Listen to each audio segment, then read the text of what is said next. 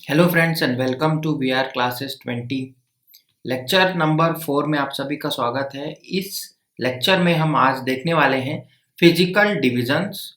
हिंदी में यदि इन्हें कहें तो इन्हें कहा जाता है प्राकृतिक विभाजन। तो छत्तीसगढ़ के विभिन्न प्राकृतिक विभाजनों की हम बात करेंगे और देखेंगे कि कैसे ये विभाजित होते हैं। ये बहुत इंपॉर्टेंट टॉपिक है। वीडियो को जरूर पूरा आप देखिएगा, तब जाकर के आपको पूरी पिक्चर जो है वह क्लियर होगी और यहाँ से क्वेश्चन आपके बनते हैं। उसके बाद आप अंत में यह डिसाइड कर पाएंगे कि इसे कटोरा क्यों कहा जाता है, धान का कटोरा शब्द इनके लिए क्यों इस्तेमाल किया गया है। तो चलिए शुरू करते हैं आज का वीडियो। सबसे पहले प्राकृतिक विभाजन जब भी आप पढ़ें, चाहे वह भारत का पढ़ें या छत्तीसगढ़ का पढ़ें या किसी भी राष्ट्र या राज्य का पढ़ें, तो आपको उनके नाम बहुत अच्छे से क्लियर होने चाहिए। तो छत्तीसगढ़ के यदि प्राकृतिक विभाजनों की हम बात करेंगे तो 4 प्रकार के विभाजन हमें देखने को मिलते हैं। सबसे पहला है पूर्वी बघेलखंड का पठार। पूर्वी बघेलखंड का पठार। अब आपके मन में सवाल जरूर आएगा और आना भी चाहिए कि बघेलखंड जो है वह छत्तीसगढ़ में तो नहीं है। यह आपको बहुत ही कॉमन सा टॉपिक है। ये पूर्वी बघेलखंड का पठार, यह उसका विभाजन का नाम है, लेकिन हम जानते हैं कि बघेलखंड जो है वह मध्य प्रदेश और आपके कुछ भाग उत्तर प्रदेश का भाग होना चाहिए। लेकिन बघेलखंड का यह नाम क्यों दिया गया? क्योंकि बघेलखंड के पठार का जो पूर्वी हिस्सा है वह हमारे छत्तीसगढ़ के उत्तर पश्चिम हिस्से को बनाता है। यह आपको सबसे पहले याद रखना है। तो उत्तर पश्चिमी जो एरिया है, छत्तीसगढ़ का जो क्षेत्र है, वह लगभग 16.16% यह एरिया कवर करता है। दूसरी बात, और यह जो है आप बोल सकते हैं कि सरगुजा संभाग के अंतर्गत यह जिला जो एरिया है वह आता है और इनके जो जिले हैं वह आते हैं। तो सरगुजा संभाग, अब आपको क्लियर हो गया होगा कि मैंने उत्तर लिखा है तो सरगुजा संभाग की हम बात करेंगे, और पश्चिम यदि हम लिख दें तो आपको कुछ जिले तो वहीं से ही चिन्हित कर लेने चाहिए। अब हम देखेंगे कि इस जो भाग है, ये जो पठार है, मोस्टली जो छत्तीसगढ़ में आपको मिलेंगे वो पठार और मैदान ही मिलेंगे। जो आपके ऊपर के जो पहाड़ हैं बोल सकते हैं या पर्वत श्रृंखलाएं हैं वो बहुत ज्यादा नहीं है, लेकिन कुछ महत्वपूर्ण भी हैं जो हम इसमें देखने वाले हैं। तो पठार का जो यह इलाका है वह अब जो, क्योंकि पठार जो होता है वह एक टेबल टॉप की तरह होता है, कुछ इस तरह से। हम जानते हैं कि एक होता है मैदान जो कि समतल होते हैं, एक होते हैं पर्वत जो कि आपके पॉइंटेड होते हैं टॉप में, और यदि इन पर्वतों के बीच में ऐसा कोई अपर्दन के कारण इनके, या फिर आप बोल सकते हैं इनको बीच से काट दिया जाए, तो यह एक क्या बन जाता है, एक टेबल नुमा आकृति ले लेता है और इसे ही आप पठार कहते हैं। तो प्लेन से ऊंचा लेकिन पर्वत से निचला छोटा या नीचे भाग यह पठार कहलाता है, और पठारी क्षेत्र जो है वह छत्तीसगढ़ में आपको बहुतायत मात्रा में मिलते हैं। अब यदि कोई पठार है तो उसका किसी भी एक तरफ क्या होगा, ढाल होगा, उसका स्लोप होगा। तो हमारे पूर्वी बघेलखंड के जो पठार का जो ढाल है वह किस तरफ है, वह है उत्तर की तरफ, नॉर्थ की तरफ। Slope is towards north. English वाले अगर लिखना है तो लिख सकते हैं, और हिंदी मीडियम वाले लिखें कि उत्तर की ओर इसका ढाल आपको दिखता है। तो जब यदि कोई भी नदी इस क्षेत्र पर बहने वाली होंगी तो आप समझ सकते हैं कि उनका जो ढाल होगा या उनका जो बहाव होगा वो किस तरफ होगा, उत्तर की ओर। तो या तो वो आपके उत्तर प्रदेश की ओर प्रवेश करेंगे या आपके जो है वह मध्य प्रदेश और जो उत्तर प्रदेश के बॉर्डर है उस इलाके पर जाएंगे, क्योंकि यह उत्तर का क्षेत्र बनेगा। अब हम बात करें कि जो इस क्षेत्र में पूर्वी बघेलखंड के पठार में जो मुख्य खनिज पाया जाता है, यह भी बहुत महत्वपूर्ण है किसी भी प्रदेश को जानने के लिए। तो खनिज जो है यहाँ पर जो मुख्य रूप से पाया जाता है वह है आपका कोयला। कोयला जो है यहाँ मुख्य रूप से पाया जाता है। बहुत ही इंपॉर्टेंट खनिज है छत्तीसगढ़ की यदि बात करें, क्योंकि यह जीरो पावर कट राज्य है और ऊर्जा संपन्न यह राज्य है। तो इसमें खनिज का बहुत ही ज्यादा योगदान है, बहुत महत्वपूर्ण योगदान है, और हमें पता है कि ताप विद्युत गृह की अधिकता भी छत्तीसगढ़ में है। तो यह जो क्षेत्र है यह कोयले का बहुत अच्छा एक क्षेत्र माना जा सकता है और इससे छत्तीसगढ़ को लाभ होता है। अब किसी भी क्षेत्र में एक और चीज बहुत इंपॉर्टेंट होती है, जो होती है फसलें, या वहां की जो भी उपजाऊ जो ब्रीड होती है बोल सकते हैं आप। तो फसलों के लिए सबसे इंपॉर्टेंट हो जाता है मिट्टी। तो जो मिट्टी है यहाँ की वह है लाल पीली मिट्टी। लाल पीली मिट्टी, हम मिट्टियों के बारे में अलग से चर्चा करेंगे। लाल पीली मिट्टी जो है वह यहाँ मिलती है, जिसे रेड येलो सॉइल भी कहा जाता है इंग्लिश में। और जो इस क्षेत्र का पूर्वी बघेलखंड के पठार का सबसे ऊंचा भाग या सबसे ऊंचा हिस्सा होगा, ऑब्वियसली वो एक पहाड़ ही होगा और चोटी ही होगी। और उस चोटी का जो नाम है वह है देवगढ़ की चोटी। आप नोट कर लेंगे इसको, बहुत इंपॉर्टेंट क्वेश्चन है। और इसकी जो ऊंचाई है वह है 1033 मीटर, देवगढ़ की पहाड़ी। क्लियर है? और आपको यह चीज याद रखना है, पूर्वी बघेलखंड का पठार। अब हम इसके अंदर की भी चर्चाएं करेंगे। मैं आपको पहले चारों के ब्रीफ एक इंट्रोडक्शन दे देता हूं। दूसरा जो प्राकृतिक विभाजन हमें देखना है वह है आपका जसपुर सामरी पाट प्रदेश। जसपुर सामरी पाट प्रदेश। अब पाट प्रदेश भी आप बोल सकते हैं कि आपका क्या है, वह भी पठार वाला ही भाग है। लेकिन जसपुर सामरी पाट प्रदेश जो है वह अपने कुछ विलक्षण जो कैरेक्टरिस्टिक्स हैं उनके, जो उनके चरित्र है, वह उसके कारण यह बहुत ही इंपॉर्टेंट हो जाता है। जैसे कि सबसे पहले हम देखेंगे कि ये जो एरिया है यह भी किस संभाग के अंतर्गत है, सरगुजा संभाग के अंतर्गत ही आपको दिखेगा। तो जो दो हमने प्रदेश पढ़े अभी ऊपर, वह कौन कौन से थे? वह थे दोनों ही सरगुजा संभाग के। अब यह उत्तर पश्चिम की ओर था, तो यह किधर होगा? उत्तर पूर्वी ओर होगा। बहुत ही इंपॉर्टेंट जानकारी कि उत्तर पूर्वी भाग बनाएगा। मैं आपको लास्ट में मैप में समझाने वाला हूं, इसको आप अभी धीरे से पढ़ते चलिए, नोट करते चलिए। अब एरिया की बात करें तो 4.59%, 4.59% यह छत्तीसगढ़ के कुल क्षेत्रफल का इतना प्रतिशत यह बनता है। और इसका जो ढाल है, हमने देखा कि बघेलखंड के पठार का ढाल था उत्तर की ओर, इसका जो ढाल है वह है दक्षिण पश्चिम, दक्षिण पूर्व की ओर, माफ कीजिएगा, साउथ ईस्ट, दक्षिण पूर्व की ओर। तो यदि यहाँ कोई नदी निकलेगी तो वह दक्षिण की ओर बहेगी, फिर वह पूर्व की ओर मुड़ जाएगी। तो यह हो गया साउथ, और इस तरफ का एरिया को आप ईस्ट बोलेंगे। तो दक्षिण पूर्व का ढाल इसमें दिखता है। अब हम बात करें यहाँ के मिलने वाले मुख्य खनिज की, तो खनिज में यहाँ पर जो सबसे इंपॉर्टेंट खनिज है वह है बॉक्साइट। आप सभी को पता होगा कि बॉक्साइट जो है वह किसका अयस्क है? वह है एल्यूमिनियम का अयस्क। बॉक्साइट से एल्यूमिनियम बनाया जाता है। तो बॉक्साइट यहाँ पर मिलता है। और यहाँ पर जो मिट्टी मिलती है वह है आपकी लाल पीली मिट्टी, और लेटराइट मिट्टी भी यहाँ मिलती है, जिसको आप हिंदी में भाटा मिट्टी भी कहते हैं। भाटा मिट्टी। हालांकि यह जो मिट्टी है वह उपजाऊ नहीं होती, वह मुख्यतः आपके भवन निर्माण के कार्य में आती है। इंग्लिश वाले लिख लेंगे laterite soil and red yellow soil. और सबसे इंपॉर्टेंट चीज यहाँ पर जिसकी मैं बात कर रहा था कि अपनी एक विशिष्ट पहचान है इसकी, और यह है यहाँ का हॉर्टिकल्चर, बागबानी। ठीक है, हिंदी वाले लिख लेंगे बागबानी और इंग्लिश वाले लिख लेंगे हॉर्टिकल्चर। तो बागबानी के लिए यह क्षेत्र अपना एक अलग स्थान रखता है छत्तीसगढ़ में, और बहुत सी बागबानी फसलें यहाँ पर जो ली जाती हैं, बहुत सारी फसलों को कल्चर यहाँ पर किया जाता है। अब बात करें इसके सबसे ऊंची चोटी की, तो इसकी सबसे ऊंची जो चोटी है उसका नाम है गौरलाटा। और आपको बता दें कि गौरलाटा जो है न केवल जसपुर सामरी पाट प्रदेश बल्कि छत्तीसगढ़ की सबसे ऊंची चोटी है। 1255 मीटर इसकी हाइट है।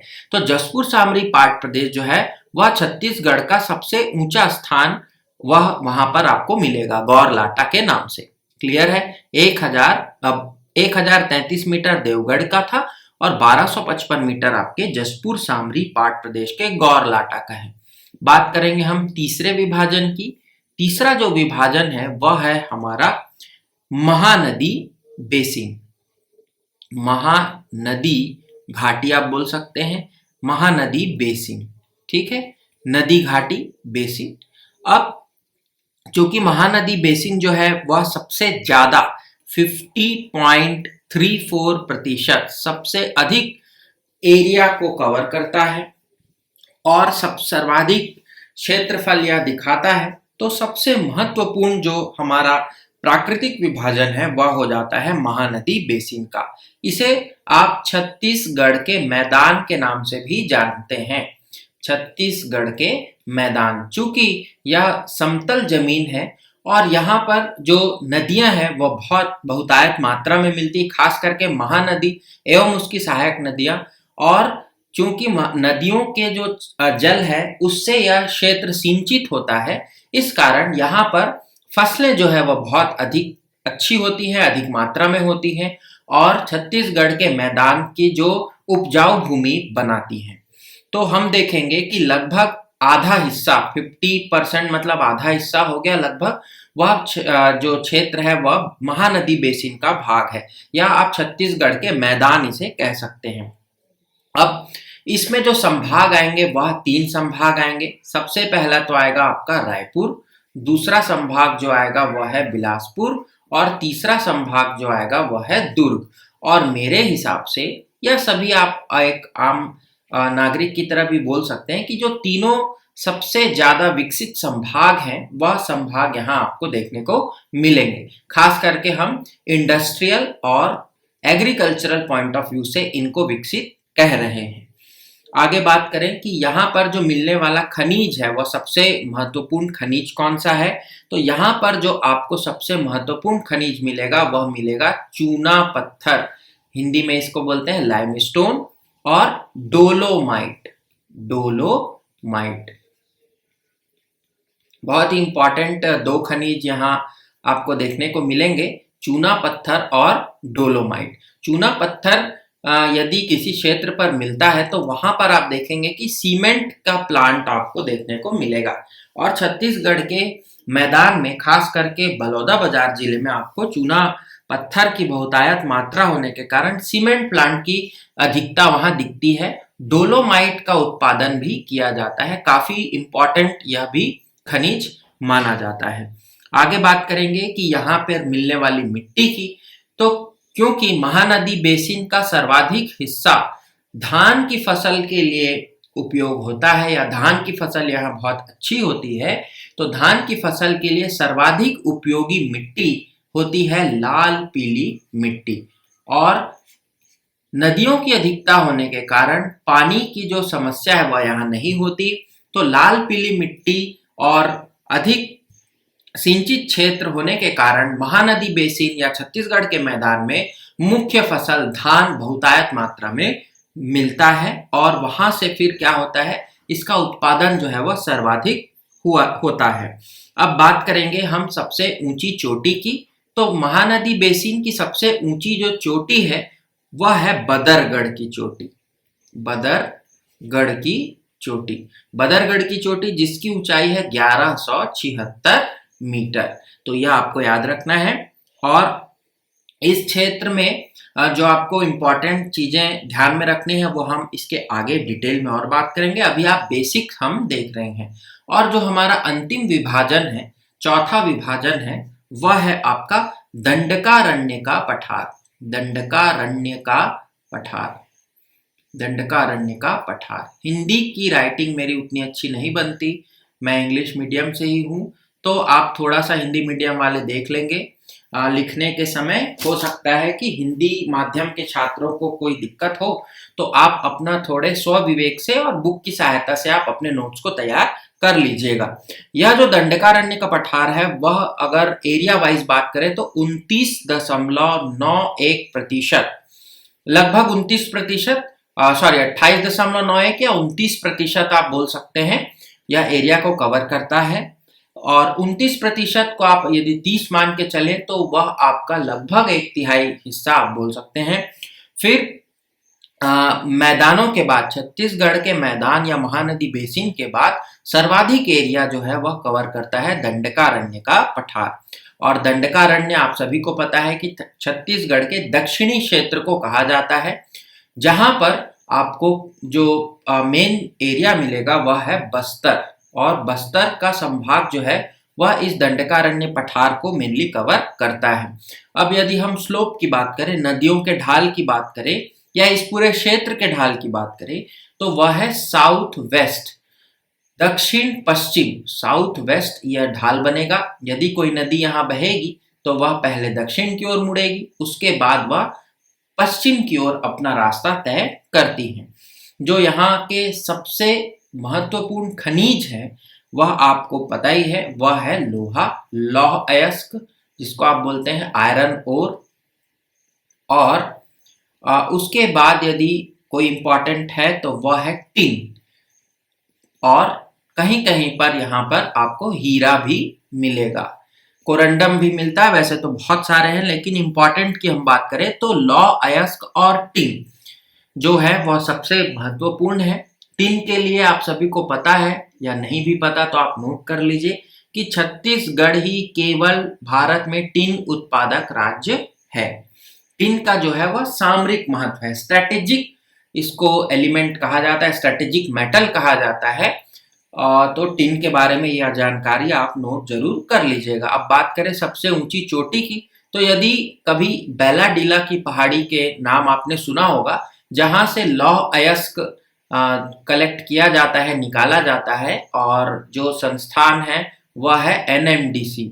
तो एनएमडीसी के द्वारा लौह अयस्क यहाँ खोदा जाता है, यहाँ खदान लगाया गया है, और उसी में ही आपको सबसे ऊंची चोटी इस क्षेत्र की मिलेगी जिसका नाम है नंदीराज।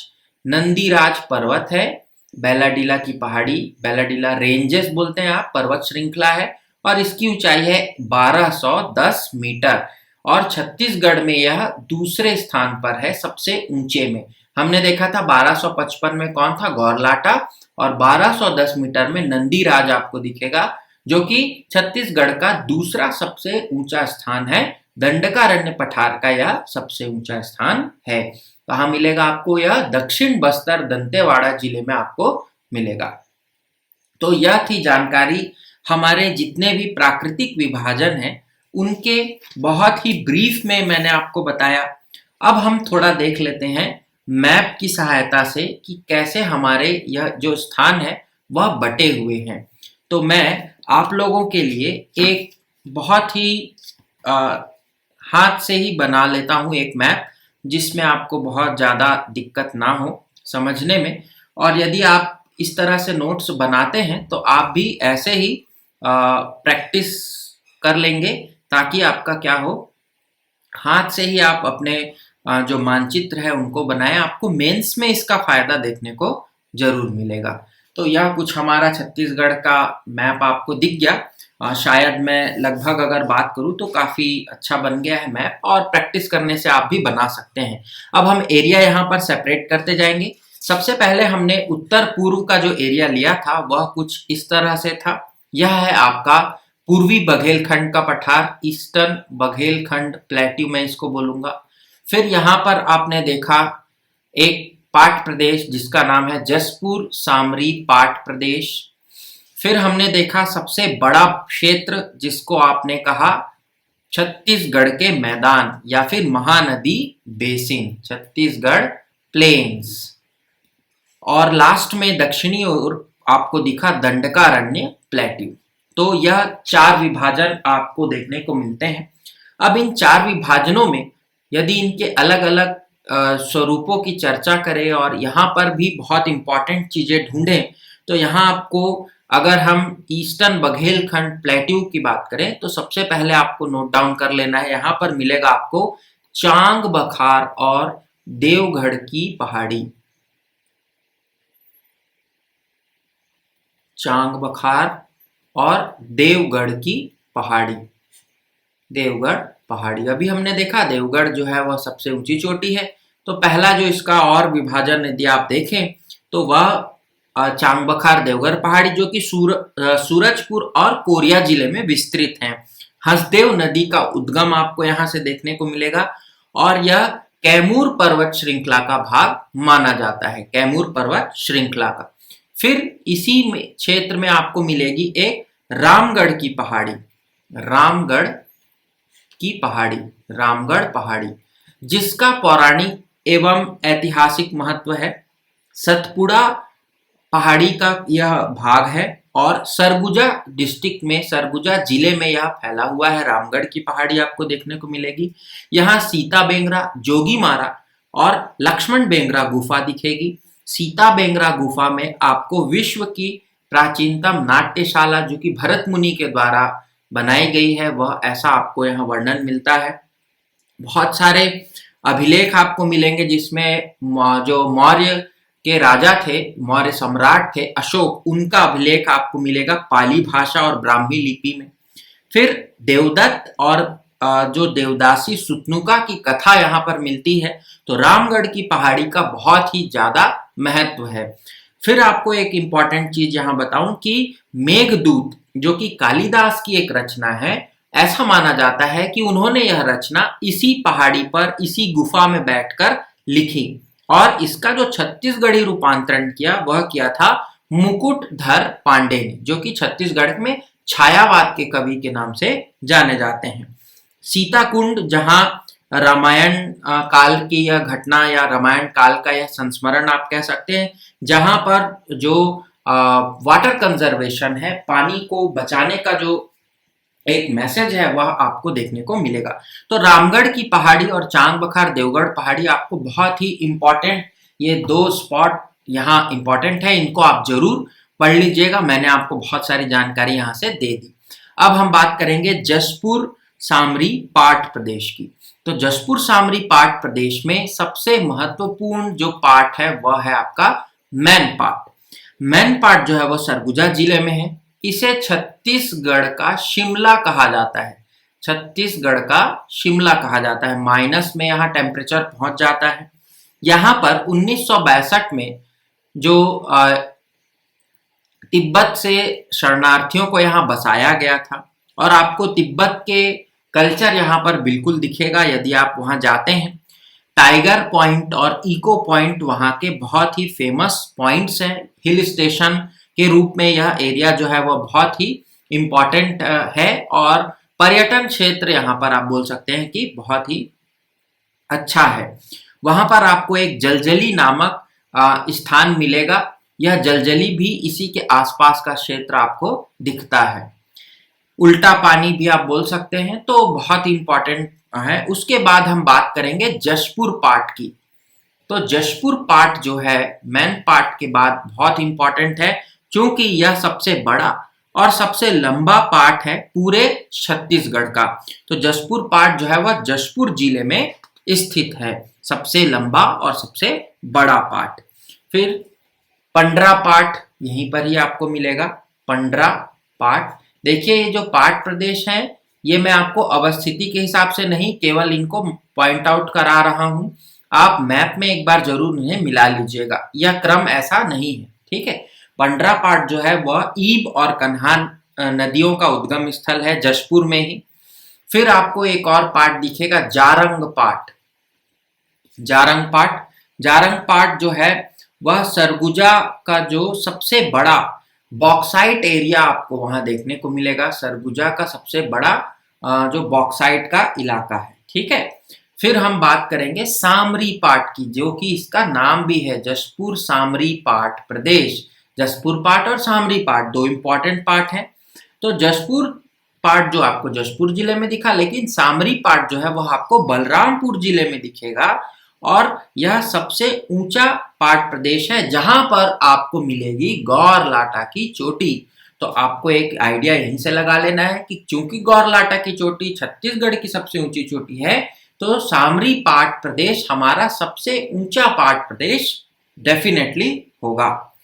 और ऐसे ही कुछ पाठ और हैं, जमीर पाठ और लहसुन पाठ। तो वैसे तो यह पाठ से भरा हुआ क्षेत्र है, मैंने इंपॉर्टेंट पार्ट्स आपसे डिस्कस कर दिए।